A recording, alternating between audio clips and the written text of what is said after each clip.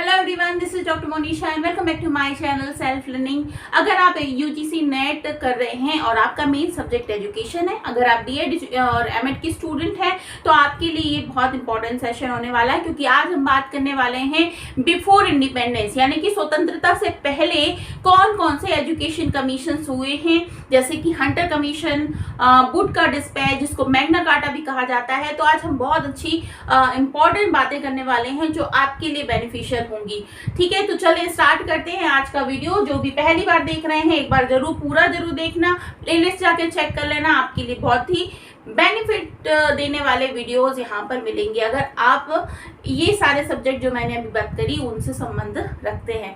तो चलिए बात कर लेते हैं एडम रिपोर्ट की पहली बात। लेकिन कल हमने बात करी थी मैकाले के शिक्षा आयोग की, है ना। मैकाले का नाम बहुत इंपॉर्टेंट है हमारे शिक्षा इतिहास में, क्योंकि लॉर्ड मैकाले एक ऐसे व्यक्ति थे जिन्होंने हमारे एजुकेशन को सोचने समझने का तरीका एकदम से बदल दिया था। उस वक्त तत्कालीन भारत की जो स्थिति थी, उस वक्त की स्थिति के अनुसार उन्होंने बिल्कुल ही चेंज कर दिया था भारत के एजुकेशन सिस्टम को, और जिसका खामियाजा कहा जाए तो हम आज तक भुगत रहे हैं। गलत ये बात नहीं होगी अगर कही जाए तो। उसमें ही उन्होंने एक बात और कही थी, फिल्ट्रेशन थ्योरी दे दी थी। अब फिल्ट्रेशन थ्योरी क्या चीज है, तो देखिए एक ऐसी थ्योरी है जो कि छान देती है, इसको हिंदी में कहते हैं निस्यंदन। अब छान देती है क्या मतलब, क्या छान देती है कि जैसे आप आटा छानते हैं ना तो चोकर चोकर ऊपर रह जाता है, बारीक आटा नीचे निकल जाता है। वैसे ही इन्होंने ये कहा कि देखो ऐसा है कि भारत की जनसंख्या है बहुत ज्यादा और उसमें एजुकेशन सबको देने की जरूरत नहीं है, उसमें कुछ ही लोगों को एजुकेशन दिया जाना चाहिए। तो आप छानने की प्रक्रिया कर लो। तो जो लोग उच्च वर्ग के हों, पढ़ने लिखने में थोड़ा सा मजा लेते हों, उनके पास पैसे रुपए ज्यादा हों, जो पढ़ने के लिए भाई पीछे से बैकग्राउंड बड़ा अच्छा हो और अंग्रेजी जो हुकूमत है उसके मुलाजिम हो, उन लोगों को तो एजुकेशन दे दो। बाकी जो छोटे तबके के लोग हैं, गरीब तबके के लोग हैं, मजदूर किसान लोग हैं, इनको देने की कोई जरूरत नहीं है उनको, क्योंकि ज्यादा पढ़ा दोगे ना तो वो फिर काम धंधा नहीं करेंगे, फिर आपको सारी ही मजदूरी करने वाले कौन मिलेगा, है ना। उनका कहना ये था। तो ये फिल्ट्रेशन कानून उन्होंने लगा दिया। और उस वक्त के जो गवर्नर जनरल थे, जिसको नाम था लॉर्ड जनरल बेंटिक, उन्होंने इसको स्वीकृति भी दे दी थी। ठीक है, लेकिन अब जैसे कहते हैं ना कि कुछ अच्छे लोग होते हैं तो कुछ बुरे लोग होते हैं, तो कुछ अच्छे लोग भी होते हैं ना। तो कुछ अच्छे लोगों में से एक भाई एडम थे। एडम ने क्या किया कि एडम ने भाई बहुत ही बारीकी से भारत की जो एजुकेशन सिस्टम है, भारत के लोगों का जो सोचना समझना है, उनका पढ़ने लिखने का जो तरीका है ना, उस पर उन्होंने बारीकी से ऑब्जर्वेशन किया और उसमें उन्होंने ये समझा कि जो एजुकेशन है ना, इसमें निस्यंदन यानी कि फिल्ट्रेशन नहीं किया जा सकता, नहीं करना चाहिए। क्यों नहीं करना चाहिए? क्योंकि भारत गांवों का देश है और बहुत छोटे छोटे अलग अलग तरीके के कस्बे हैं, गांव हैं, देहात है, जिसमें कई सारी आबादियां हैं और बहुत सारी आबादी में जो वहाँ की लोकल लैंग्वेज में पढ़ाई कर रही हैं। ठीक है, और अगर निस्यंदन का जो ये सिद्धांत है वो लागू कर दिया गया तो ये सारे स्कूल जो होंगे वो बंद हो जाएंगे और भारत का बहुत बड़ा जनसंख्या समूह है जो वो एजुकेशन से वंचित हो जाएगा। इसके तहत इन्होंने फर्स्ट रिपोर्ट दी अपनी 1835 में, दूसरी रिपोर्ट दी 1836 में, तीसरी रिपोर्ट दी 1838 में। इन रिपोर्ट्स में क्या लिखा गया, इनमें ये लिखा गया कि भारत की जो लोकल भाषाएं हैं, जैसे कि अरबी, उस वक्त क्योंकि मुस्लिम काफी सारा बड़ा इतिहास था हमारा मुस्लिमों का, इसलिए अरबी भाषा में भी बहुत एजुकेशन होता था। संस्कृत हो गया, बंगाली भाषा हो गई और भी ज़्यादा जो मराठी, तमिल, तेलुगु, ये भारी भाषाएं हैं, इनमें एजुकेशन हो रहा है और काफ़ी सारी जनसंख्या का जो पार्ट है वो पढ़ रहा है। इस वजह से ये फिल्ट्रेशन थ्योरी मत लगाओ, क्योंकि इसके अनुसार ये था कि एजुकेशन को केवल इंग्लिश मीडियम में ही दिया जाना चाहिए, है ना। तो ये सारे बच्चे कहाँ जाएंगे? अगर इंग्लिश मीडियम में ही दिया जाएगा तो जो अरबी, फारसी और संस्कृत भाषा में पढ़ रहे हैं उनका एजुकेशन तो बंद हो जाएगा। तो उन्होंने ये कहा कि भाई इसको निस्यंदन का जो फॉर्मूला है इसको मत लगाओ, ये शिक्षा विरोधी है, इसके तहत भारत का जनसंख्या समूह जो है वो अशिक्षित रह जाएगा। भारत जो है वो कृषि प्रधान देश है जिसमें शिक्षा की व्यवस्था अच्छे से की जानी चाहिए, सभी को शिक्षित किया जाना चाहिए। भारत के विकास के लिए आवश्यक है कि हर एक व्यक्ति को शिक्षित किया जाना चाहिए। और अगर ये फिल्ट्रेशन रूल लागू कर दिया गया तो भारत में ये मतलब उसकी एजुकेशन को खत्म कर देगा, उसकी नींव को हिला देगा।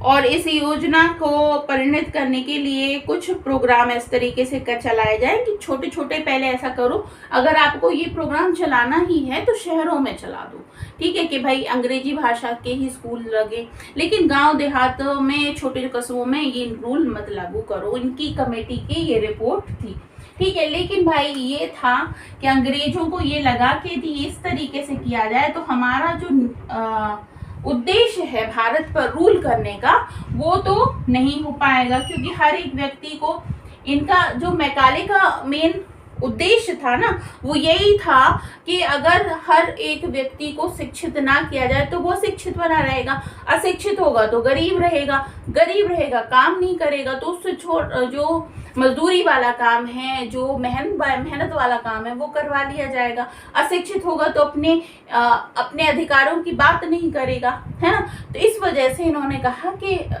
अगर मैकाले की ये बात ना मानी जाए और एडम की रिपोर्ट के अनुसार डिसीजन लिया जाए तो हमारा जो रूल करने वाला काम होगा वो खत्म हो जाएगा, खतरे में पड़ जाएगा। इस वजह से इसकी रिपोर्ट को कर दिया गया अस्वीकृत।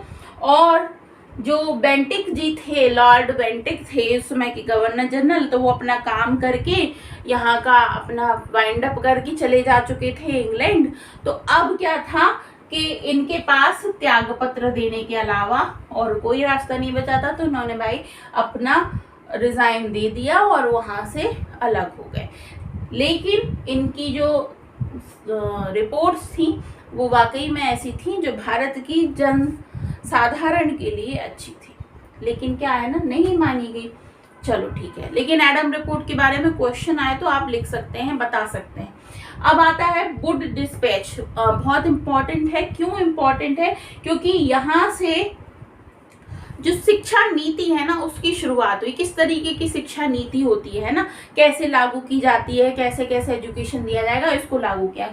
इसको बहुत बार क्वेश्चन पूछा जाता है। इसको मैग्ना कार्टा भी कहा जाता है, शिक्षा का, या फिर भारतीय शिक्षा का मैग्ना कार्टा भी कहा जाता है। क्वेश्चन पूछा जाता है किसको कहा जाता है, तो आप रखें वुड डिस्पैच को या वुड के घोषणा पत्र को कहा जाता है। वुड का घोषणा पत्र कब दिया गया? 1854 में दिया गया। सर चार्ल्स वुड जो है, इनका नाम पूरा था जिन्होंने दिया, क्योंकि इनका नाम वुड था इस वजह से इनके नाम पर इसके पूरे घोषणा पत्र को कहा गया। और ये बोर्ड ऑफ कंट्रोल जो है वहां का, उसके प्रधान थे। कहाँ के प्रधान थे? जो बोर्ड ऑफ कंट्रोल था उसके प्रधान थे ये, ठीक है। और ये घोषणा पत्र 100 अनुच्छेदों का एक लंबा अभिलेख था और इससे शिक्षा की नीति को स्पष्ट करने का काम दिया गया। इसी वजह से इसे शिक्षा का मैग्ना कार्टा भी कहा जाता है। अब हम देख लेते हैं कि वुड के घोषणा पत्र में ऐसी क्या क्या चीजें थी जिसकी वजह से इसको याद रखना इम्पोर्टेंट है और कैसे क्वेश्चंस इससे आ सकते हैं।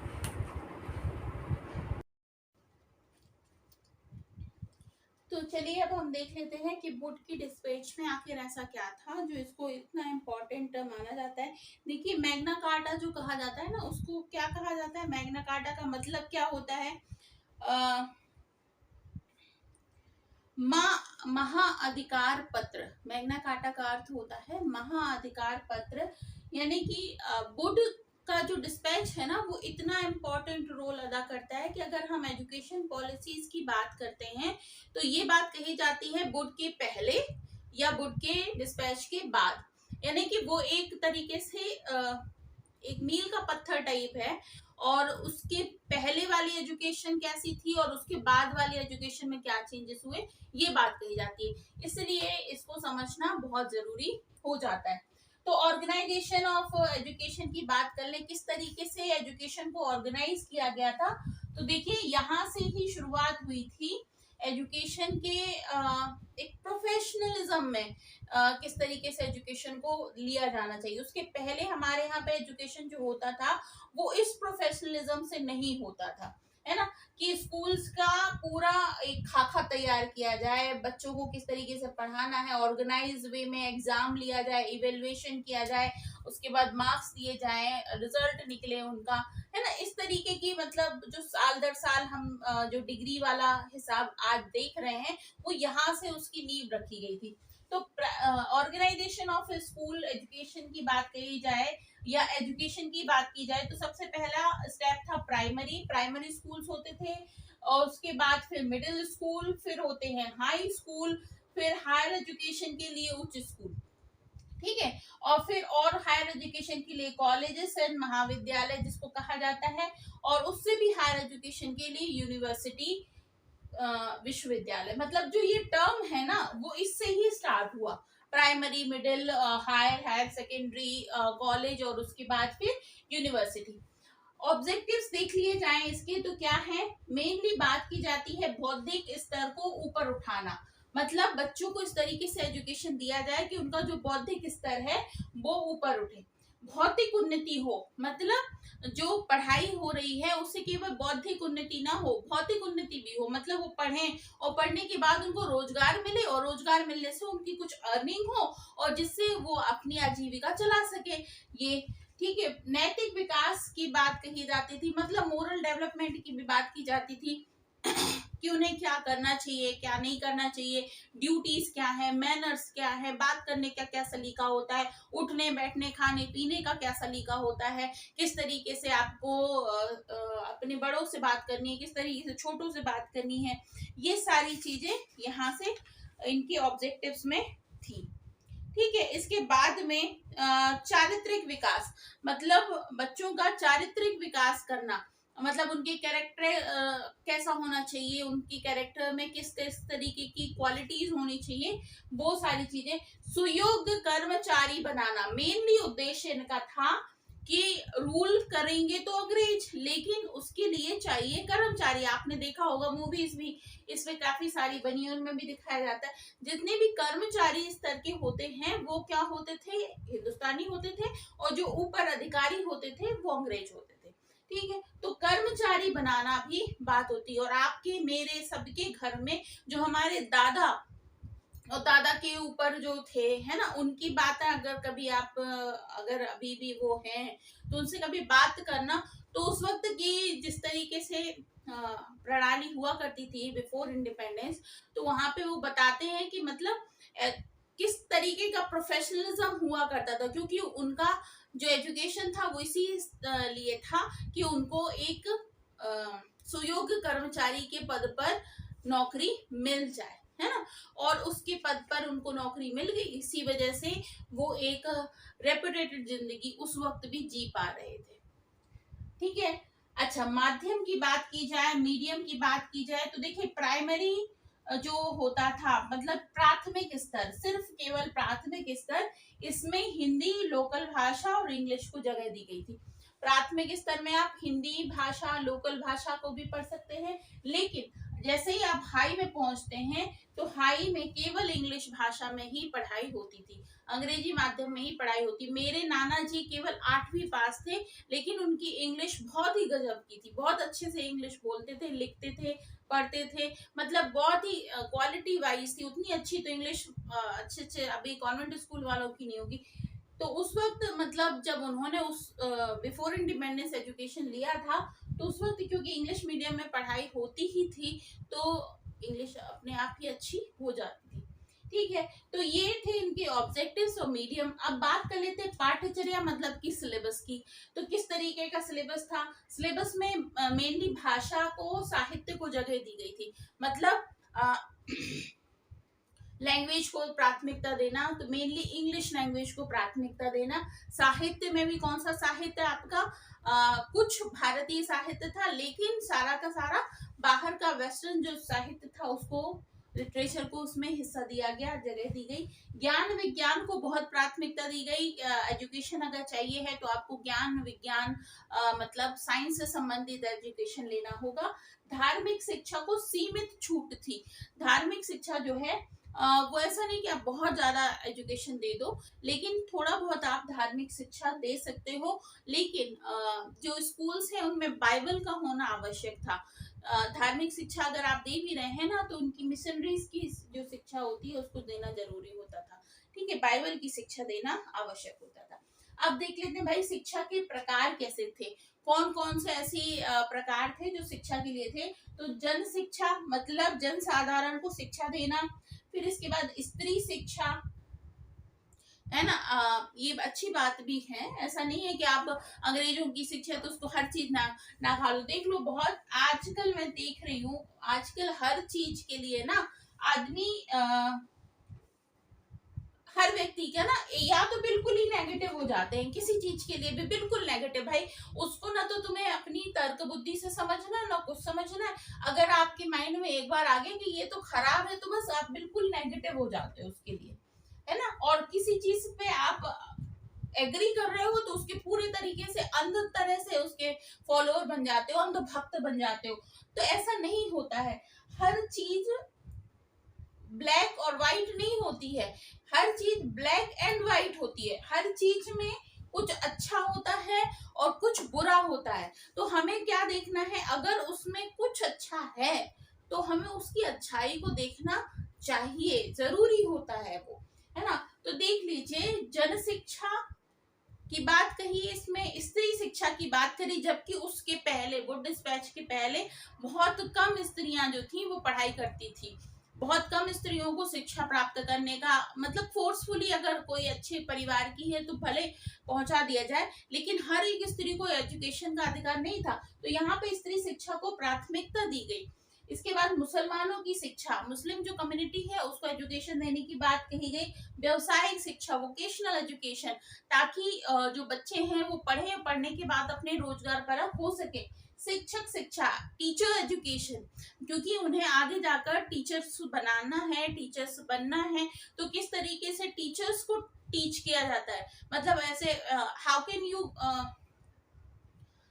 किस तरीके से आप हाउ कैन यू टीच, मतलब किस तरीके से आप टीच कर सकते हो, कैसे बन सकते हो टीचर, तो उसकी शिक्षा देना। धार्मिक शिक्षा की बात इन्होंने कही, बहुत लिमिटेड वे में धार्मिक शिक्षा है, और मैं इससे बिल्कुल एग्री करती हूँ कि धर्म की शिक्षा जो है वो आपको घरों में मिलनी चाहिए, और एजुकेशन जो है वो पूर्णतः धर्म से अलग करके एजुकेशन आपको मिलना चाहिए, ताकि आप में जो हो वो कट्टरपंथी भावनाएं स्कूल के स्तर पर ना आए। ऐसी मेरी सोच है, ठीक है। तो यहाँ पर ये आपका एजुकेशन का सिस्टम था वुड के डिस्पैच में। अब हम इसके बाद देख लेते हैं कि वुड के डिस्पैच में क्या बात कही गई थी, इनके गुण क्या थे और इनकी कमियां क्या थी, है ना।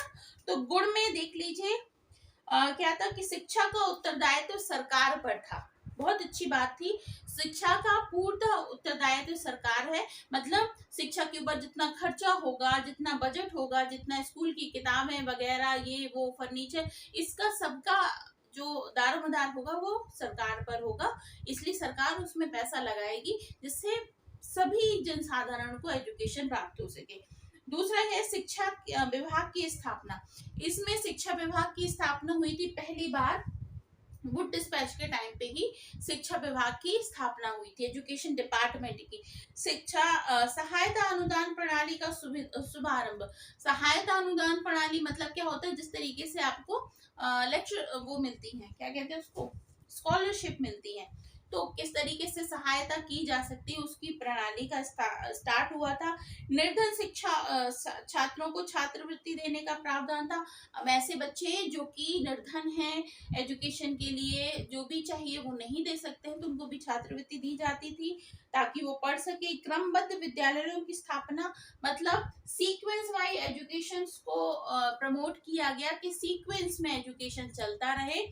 फिर आता है सभी प्रकार के विद्यालयों पर बल दिया, नए विद्यालयों की स्थापना की गई, निष्पंदन सिद्धांत की समाप्ति और जन शिक्षा पर बल।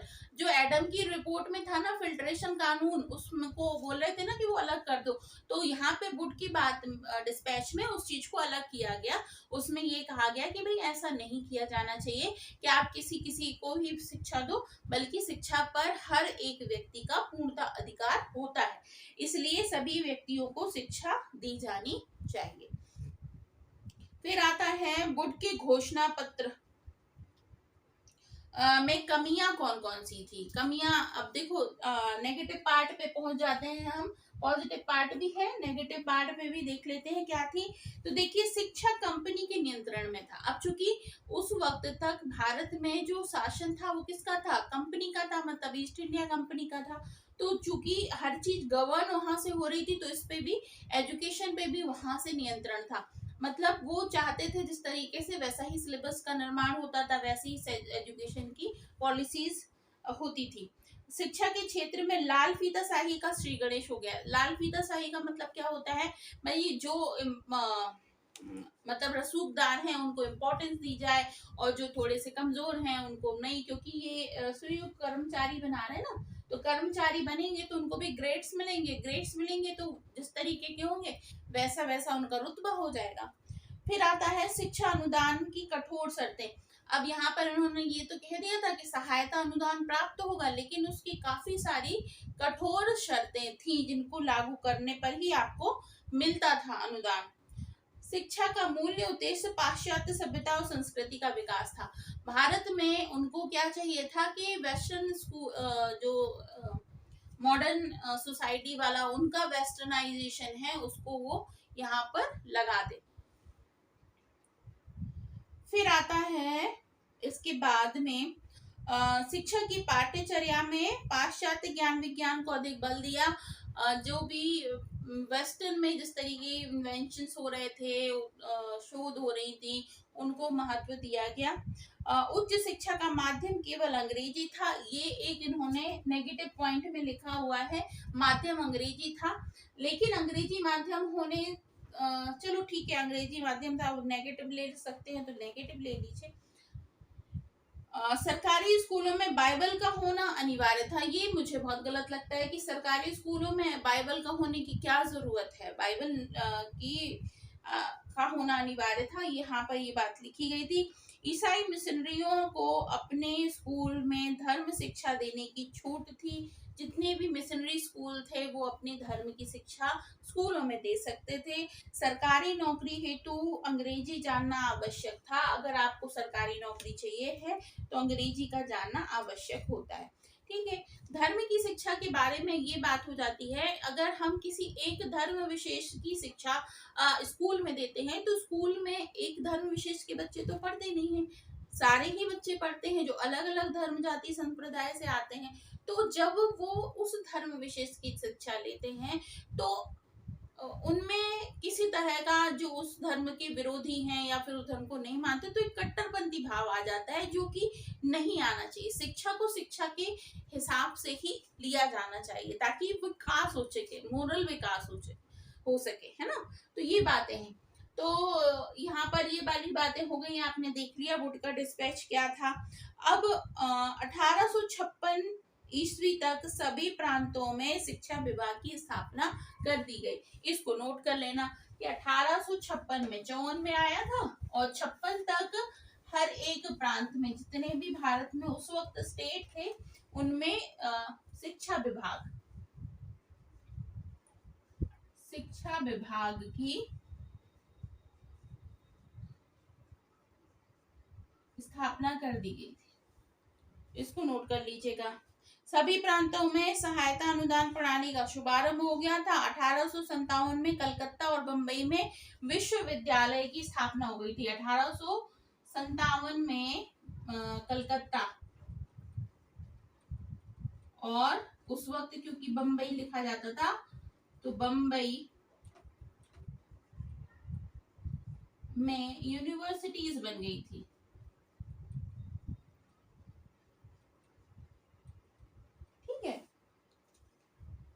और जेम्स ने इनको इतिहास का चरम बिंदु माना है और उन्होंने कहा है कि ये जो है वो भारतीय शिक्षा इतिहास का मैग्ना कार्टा है, या फिर कहा जाए तो महाअधिकार पत्र है।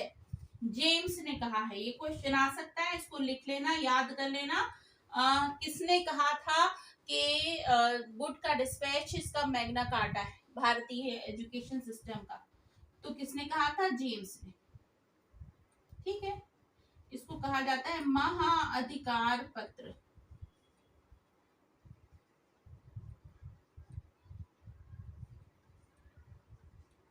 Magna carta. ठीक है, तो ये थी आपकी वुड के डिस्पैच की बातें। अब हम हंटर कमीशन और पढ़ लेते हैं और उसके बाद फिर नेक्स्ट क्लास में देखेंगे।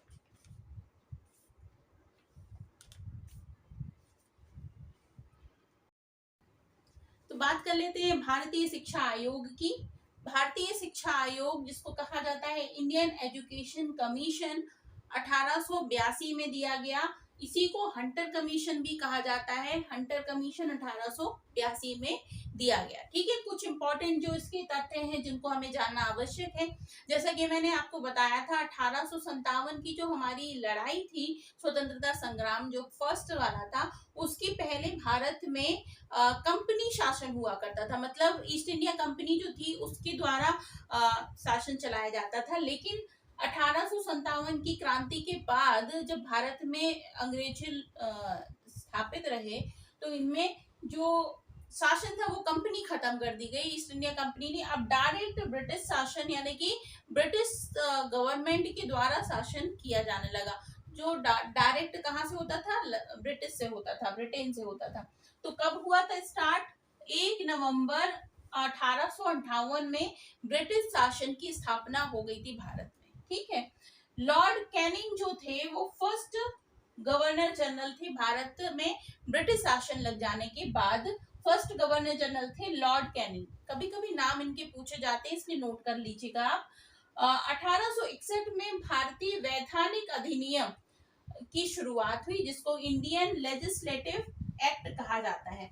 कब हुआ था? 1861 में भारतीय वैधानिक अधिनियम की बात की गई, इंडियन लेजिस्लेटिव एक्ट, जिसके तहत आज भी हमारा कार्य चल रहा है ना। मतलब वहीं से लिया है हमने अपने संविधान की बहुत सारी चीजें। 1880 में लॉर्ड रिपन जो थे वो नए गवर्नर जनरल या फिर वाइस राय बनाए गए हमारे देश के। ठीक है, और कब बनाए गए? 1880 में। तो जब क्वेश्चन ये भी पूछा जा सकता है कि जब हंटर कमीशन लगाया गया तब भारत के नए गवर्नर जनरल कौन थे, वाइस राय कौन थे? तो लॉर्ड रिपन थे। ये कुछ ऐसे पॉइंट्स है ना जिनको आपको हाईलाइट करना है और याद रखना है। लॉर्ड रिपन थे जब हंटर कमीशन शुरू हुआ है। तो हंटर कमीशन जो है वो कब स्टार्ट हुआ? 3 जनवरी 1882 में भारतीय शिक्षा आयोग का गठन हुआ। अगर कभी पूछा जाता है ना भारतीय शिक्षा आयोग का गठन कब हुआ है, तो आपको समझ जाना है कि वो क्या है, हंटर कमीशन की बात कर रहे हैं। और भारतीय शिक्षा आयोग का गठन कब किया गया है? 3 जनवरी 1882 में। 20 सदस्य थे इस पूरे कमीशन में, और जिसमें से 7 जो थे वो भारतीय थे, और सर विलियम हंटर इस आयोग के अध्यक्ष थे, और इसी वजह से इसे हंटर कमीशन कहा जाता है। बहुत ही क्लियर है, कोई कंफ्यूजन नहीं। जो कुछ भी मैंने आपको बताया ये आपको कि मैं बता दूं, क्वेश्चन, ये क्वेश्चन, ये दूसरा, ये तीसरा, ये चौथा, ये 5वां और ये 6वां, ये 6 क्वेश्चन बन सकते हैं इससे, इसलिए इसको अच्छे से आप नोट कर लीजिएगा। ठीक है, क्योंकि काफी सारा है और काफी सारा होने की वजह से अगर इसी को बनाया तो बहुत लंबा हो जाएगा। तो जो भी स्टूडेंट्स मुझे देख रहे हैं रेगुलरली वो नेक्स्ट वीडियो जरूर देखेगा। मैं कोशिश करूंगी कि अभी ही आए, इसके बाद ही मैं एक और वीडियो डाल दूं जिसको मैं कंटिन्यू में डाल दूंगी, जिसमें हंटर कमीशन के बारे में समझाऊंगी। तो कंप्लीट वीडियो आप जरूर देखिएगा, है ना। तो आज के मैं इस वीडियो को यहीं पे फिनिश करते हैं। नेक्स्ट वीडियो आप जरूर देखिएगा, हंटर कमीशन की कंप्लीट इंफॉर्मेशन उसमें आपको मिल जाएगी। चलिए इस वीडियो को करते हैं यहीं पर फिनिश। तब तक के लिए अपना बहुत ख्याल रखिए, पढ़ते रहिए। Bye bye.